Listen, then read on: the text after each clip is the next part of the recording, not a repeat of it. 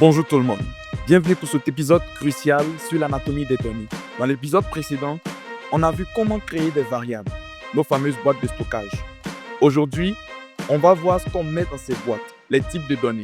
En Python, savoir si une variable est un nombre, du texte ou une collection, ce n'est pas un détail. C'est ce qui définit tout ce que vous pouvez faire avec. Pour un spécialiste en géomatique, c'est la différence entre une coordonnée qu'il peut utiliser pour un calcul et un simple texte qui ne sert à rien. Dans cet épisode, nous allons décortiquer les 7 types les plus importants pour un débutant, voir comment les identifier et surtout comment les convertir d'un type à l'autre. Alors, ouvrez PyCharm, c'est parti.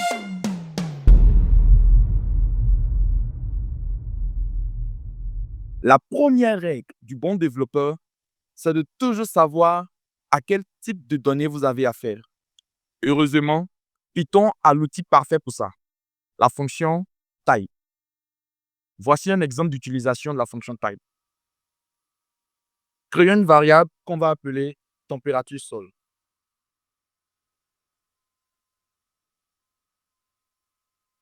Et attribuons à cette variable la valeur 28. Maintenant, si nous voulons savoir quel est le type de la variable température sol, on va utiliser la fonction type, comme ceci. Avec à l'intérieur la température de la variable sol. Donc, la fonction type ici nous donne le type de la variable température sol. Mais pour que cette fonction puisse afficher dans notre terminal, on va la mettre à l'intérieur d'un print. Donc, on utilise la fonction print et on met à l'intérieur la fonction type de la température sol. Et si on exécute ce script, ici, Python nous dit immédiatement que la variable température sol est de type int, qui dérive de integer, qui veut dire nombre entier. On commence par les types atomiques, ceux que vous utiliserez littéralement dans 90% de vos scripts. Alors, on a le type str ou string.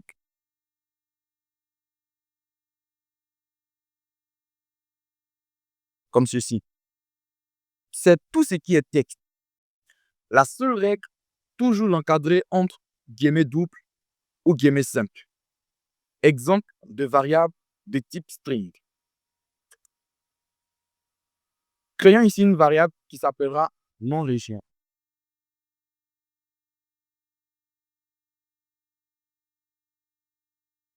à laquelle on attribuera la valeur sud-est, comme ceci. Ça, c'est une chaîne de caractères. Pourquoi? Parce que la valeur de cette variable est comprise entre guillemets doubles. Un autre exemple, si je déclare ici une variable que je vais appeler nombre, et je lui attribue la valeur 5. Ici, on pourrait considérer 5 comme un entier. Non, 5 n'est pas un entier parce qu'il est compris entre des guillemets simples. Alors, parce qu'il est compris entre des guillemets simples, 5 devient automatiquement une chaîne de caractères. Donc, la seule règle que vous devez garder en tête, c'est que toute valeur comprise entre guillemets doubles comme sud-est ou guillemets simples comme 5 est toujours une chaîne de caractères. Maintenant, voyons les types numériques. Alors, pour les types numériques, on a le type integer, OK? En abrégé int. Le type integer, ce sont les nombres entiers partant de 0 à plus l'infini, sans compter les nombres à virgule, partant aussi de 0 à moins l'infini, sans compter les nombres à virgule. Par exemple, moins 1, moins 2, moins 3, 1, 2, 3, 4, 10 000, 100 000, moins 50 000. Tout ça, ce sont des nombres entiers. Exemple de nombre entier, déclarons une variable qu'on va appeler nombre entier. Et à cette variable, on va attribuer la valeur 5000. Ici, 5000 est un nombre entier. Vérifions-le. Affichons le type de cette variable avec la fonction print, à l'intérieur de laquelle on va utiliser la fonction type, suivi du nombre de la variable dont on veut connaître le type. Ici, nombre entier. Exécutons ce script. Il nous affiche int. Donc, il nous dit que le type de cette variable, c'est int. Nous passons à moins 5000. Et nous exécutons encore le script. Il nous dit toujours que le type de cette variable est int. Alors, donc c'est ce que je disais. Les nombres entiers sont tous les nombres allant de moins à plus l'infini en omettant les nombres à virgule.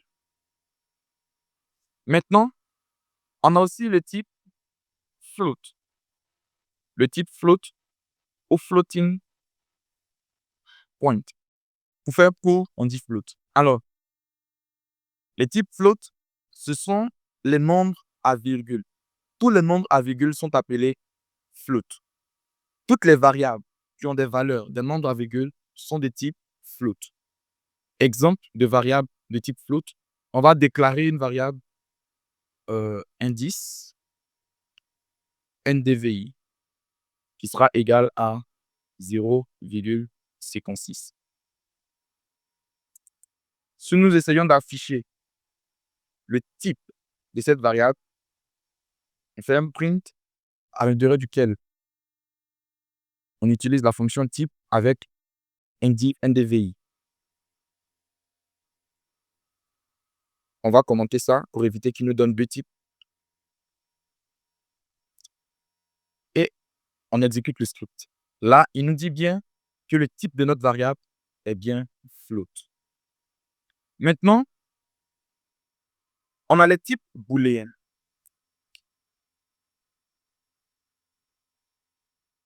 Le type booléen. Alors, le type booléen, c'est la base de la logique. Il n'a que deux valeurs possibles. La première valeur, c'est true. La deuxième valeur, c'est false. Attention, toujours avec une majuscule au début. True commence par un T majuscule et false commence par un F majuscule. On utilisera les booléens de manière intensive dans le prochain épisode pour les conditions afin de donner une vraie intelligence à nos programmes parce que c'est là leur rôle. Le type booléen, ce qui va nous permettre de faire, c'est de pouvoir identifier si oui ou non on peut passer à cette étape ou à l'autre. Donc, on verra de manière très détaillée l'utilisation des types booléens lorsqu'on va commencer à voir les structures conditionnelles. Maintenant, on va s'attaquer au poids lourd, c'est-à-dire les types collections. Ce sont des conteneurs qui peuvent stocker plusieurs valeurs à la fois. Ce sont vos outils indispensables pour manipuler des jeux de données. En premier lieu, on va voir la liste.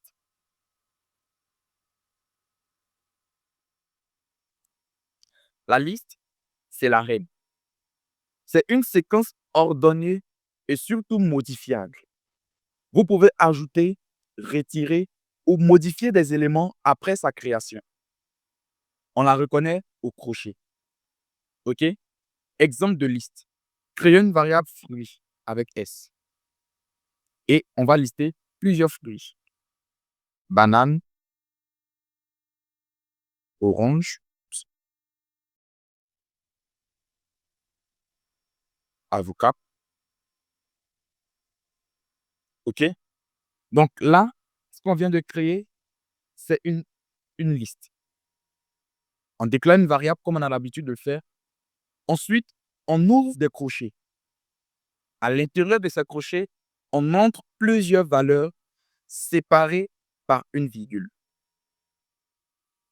Ici, ce qu'on va faire, c'est énumérer les types de données pour ne pas que cette vidéo dure une éternité. Dans les vidéos à venir, on aura le temps de s'attarder et de travailler plus en profondeur sur les différents types de collections. Aujourd'hui, ce qu'on va faire, c'est juste les présenter. En plus de la liste, on a un deuxième type de collection qu'on appelle le tuple. Alors, le tuple est très similaire à la liste, mais il est non modifiable. On dira qu'il est immutable. Une fois créé, vous ne changez plus rien. On le reconnaît aux parenthèses qui ont toutes ces valeurs. Les tuples, c'est parfait pour stocker des données qui ne doivent jamais bouger, comme des coordonnées géographiques par exemple. Un exemple de tuple. Ici, nous avons créé une variable qui aura pour valeur les coordonnées de la ville d'Abidjan. Donc, on va écrire quote Abidjan, qui sera égal à moins 4,12 et 5,309. OK. Donc là, c'est un tuple. Et les données de cette variable, les données de ce tuple ne peuvent pas être changées, ne peuvent pas être modifiées. OK? En troisième position, on a le dictionnaire.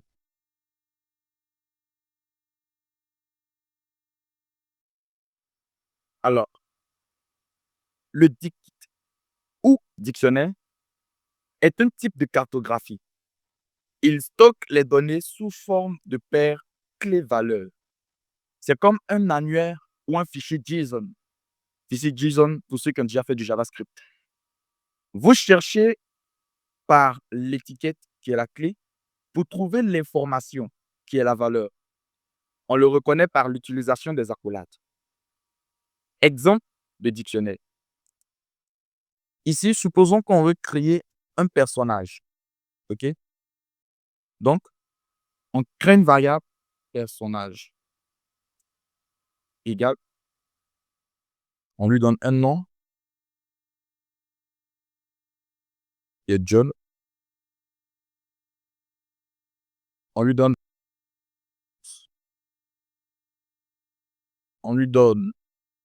un âge qui est 21. Et on lui donne une adresse qui est Cocody. Voilà. Donc, ça, c'est un dictionnaire. Ici, on a une paire clé-valeur.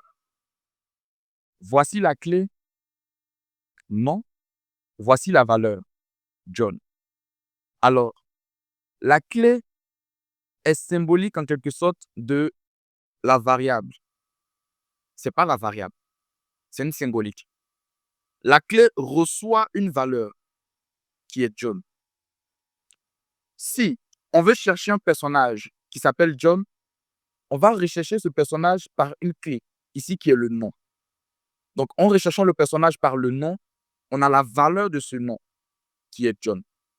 Pareil, si on recherche l'âge de John, on va rechercher l'âge de John par la clé. La clé ici, c'est l'âge. Et en retrouvant la clé, on a la valeur à l'intérieur qui est 21. Pareil pour l'adresse. On attribue une valeur à une clé en utilisant 2 points. On attribue une valeur à une clé en utilisant 2 points. Par exemple, ici, on attribue la valeur John à la clé nom en utilisant les 2 points. Pareil pour l'âge, pour l'adresse. Remarquez bien que chaque paire clé-valeur est séparée d'une autre par une virgule. Ainsi, pour tous les autres types de collections, chaque valeur est séparée d'une autre par une virgule, comme on peut le voir avec le tuple, comme on peut aussi le voir avec la liste. OK? Donc, c'est là les principaux types de collections. Maintenant, Quand on connaît les types, on va voir comment les forcer à changer. C'est ce qu'on appelle le transtypage ou le casting. C'est indispensable quand on récupère des données d'un formulaire ou d'un fichier. Par défaut, tout est du texte. Et si on veut faire des calculs, il faut les convertir. Alors, on se concentre sur les 3 fonctions de conversion les plus importantes pour les débutants. La première, c'est la fonction int. La deuxième, c'est la fonction float. La troisième, c'est la fonction string. OK? Alors, la fonction int nous permet de convertir en nombre entier. La fonction float nous permet de convertir en nombre décimal. Et la fonction string nous permet de convertir en chaîne de caractères ou en texte. Donc, c'est là les 3 fonctions constructeurs clés. On commence par les membres.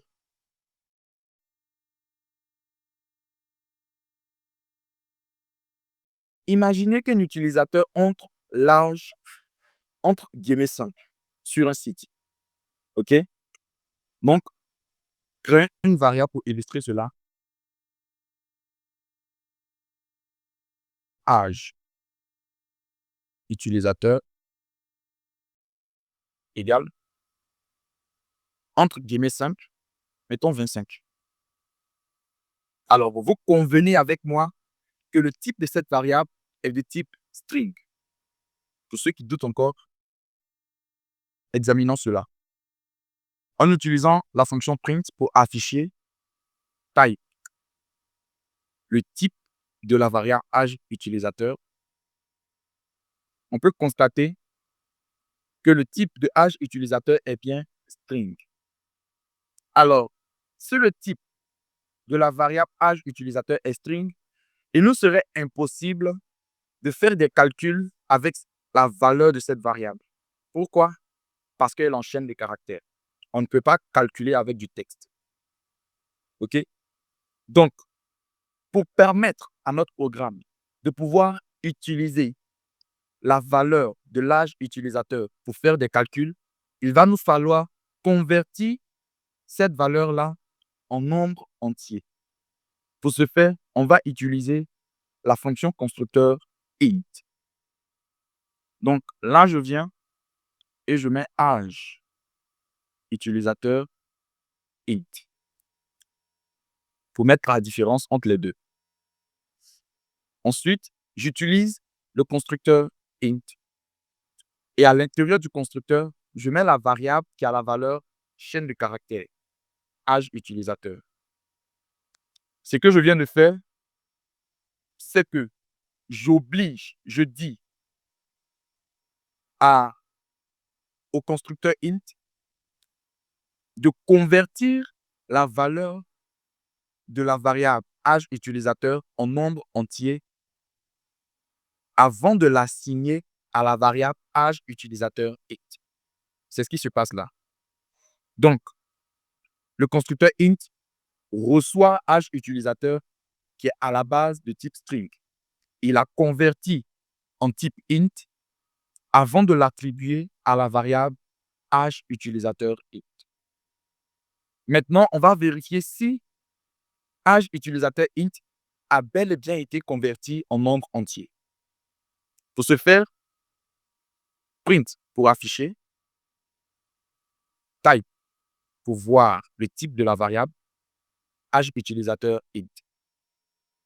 Lançons ce script et on voit bien que âge utilisateur int est bien de type nombre entier, est bien de type int. Premièrement, il était de type string, on l'a converti en type int. Avec ce type, on peut utiliser l'âge de l'utilisateur pour faire certains calculs en fonction du programme qu'on souhaite écrire. Maintenant, voyons comment est-ce qu'on peut convertir une variable de type float en type int. On va créer une nouvelle variable qu'on va appeler note pour la note d'un élève. Et on va dire que cet élève est super brillant. Donc, il a 19,99. Ça, le type de cette variable est float. Pour ceux qui doutent, on va afficher son type. Print, type de note, comme ceci, et on exécute le script. Là, on reçoit bien que le type est float. Maintenant, on veut convertir ce type float en nombre entier. On veut convertir ce type float en type int. Tout va dépendre de ce que vous voulez concevoir avec votre programme. Mais sachez que c'est des cas d'utilisation qui sont très fréquents. Alors, pour ce faire, on va encore utiliser le constructeur int. Donc là, on va mettre note int qui est égal à int de note. OK? Donc, ce que nous faisons là, c'est que nous demandons au constructeur int de convertir la valeur de note en nombre entier avant de l'assigner à la variable note int. Et c'est ce qu'il va faire. Alors, pour nous rassurer qu'il l'a bien fait, on va faire un print de type note int. Exécutons ce code. Et là, on voit bien qu'il a converti la variable qui était au départ float en int. C'est bien affiché. Mais voyons quelque chose. Affichons la valeur de la variable. Print int. Print not int. OK?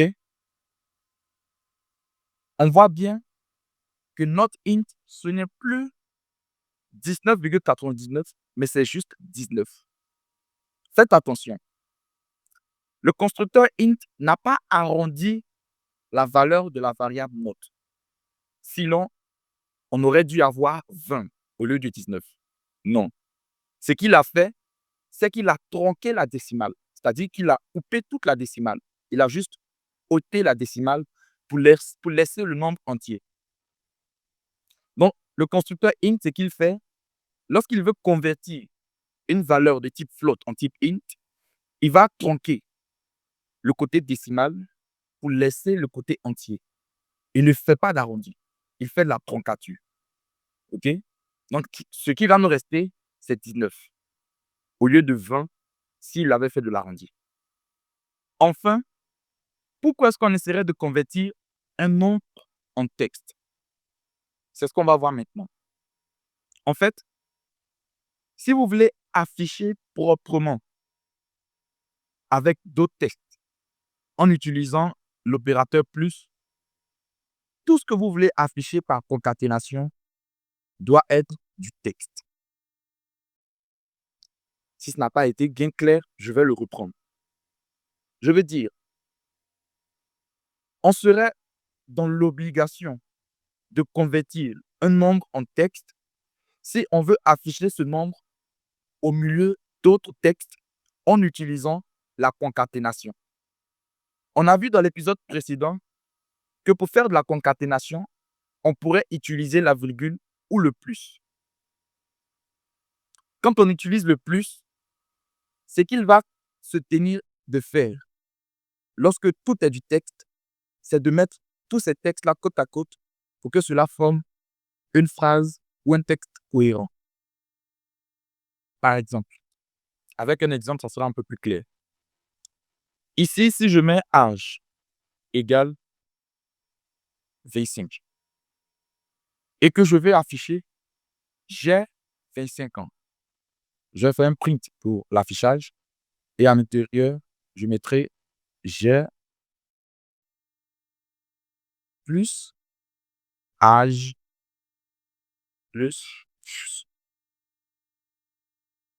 plus an. Donc, normalement, ça doit afficher j'ai 25 ans.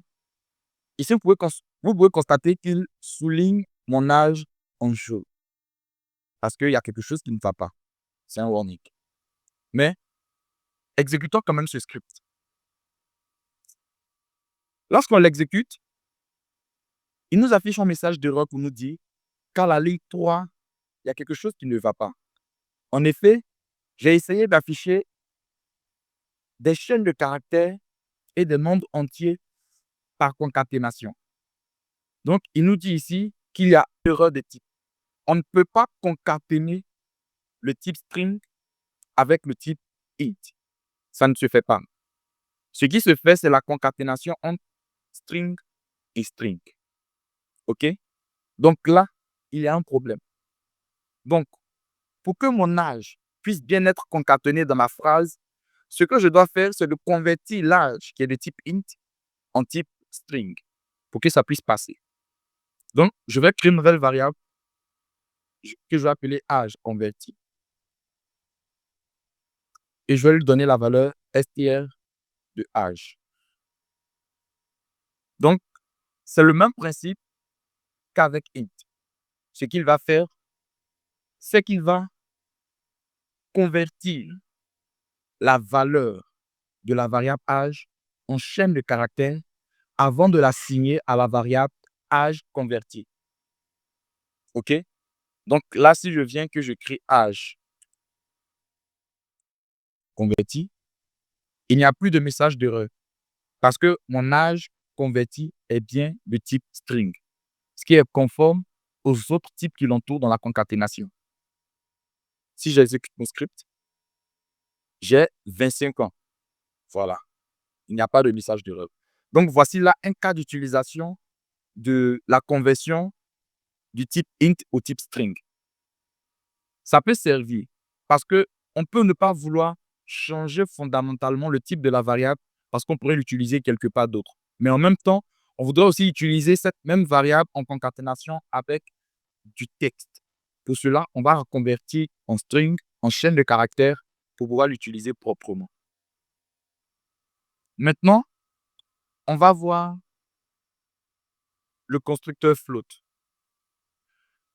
Bon, avec float, c'est simple. Par exemple, si je crée note égale à 15 et je veux convertir note qui est de type int en type float, c'est le même processus. Je vais mettre note float qui sera égal à float de note. OK? Si je fais un print pour afficher note float que j'exécute, il met 15,0. Donc là, il ajoute une décimale, virgule 0. On a vu à l'école que tout nombre entier peut être aussi nombre décimal. Il suffit d'ajouter juste 1,0 et ça devient nombre décimal. Donc, c'est ce qu'il fait. Il convertit le nombre entier en nombre décimal en ajoutant 0,0 ou en ajoutant de la décimale. Voilà. Donc, c'est là les fonctions constructeurs. Bravo! Vous avez désormais une carte des types de données de Python et la maîtrise du transtypage. Rappelez-vous, le type est défini par la valeur, mais vous pouvez le vérifier avec la fonction type et le changer avec les fonctions constructeurs comme int, float et string, comme on vient de le voir. Dans le prochain épisode, on va utiliser ces fameux types booléens avec les conditions if et else. Donc, préparez-vous, car c'est le moment où vos programmes arrêtent entre griffes d'être bêtes et commencent à prendre des décisions intelligentes. Si ce guide vous a aidé à voir plus clair, laissez un pouce bleu et abonnez-vous. Alors, pour finir, j'ai une question pour vous. Dites-moi, quel est le type de cette variable? X est égal à 1. Je lirai vos réponses dans les commentaires. Allez, c'était moi. À la prochaine et bon cours.